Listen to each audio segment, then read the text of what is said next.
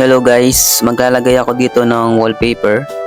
Ayan, pagkatapos ko na ilagay yung polyethylene insulation, ayan, talagang kinilatis ko yung mga available na wallpaper online.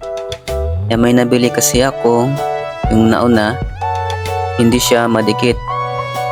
Kaya ayan, kung susubok kayo ng mga wallpaper, try nyo muna, baka kasi hindi maganda yung quality. Tsaka nyo damihan kapag okay na sa inyo.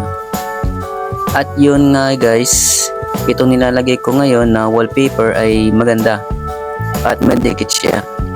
Kahit idikit mo sa plywood, ay madikit din siya. And PVC type na ito at hindi siya yung papel na napupunit. Makunat siya pag binabanat mo.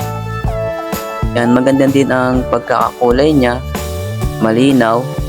Ayan, kung gusto nyo mag-try nitong wallpaper, check nyo lang sa description below kung saan ko siya nabili.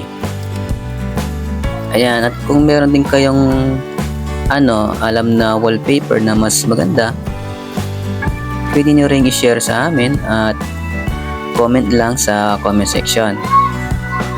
Ayan guys, tingnan nyo naman, bumanda na yung dingding. Ayan, ito na yung resulta. Ayan, thank you for watching guys. Sana ay nagustuhan nyo itong video na ginawa ko. Ayan, goodbye and thank you sa inyo.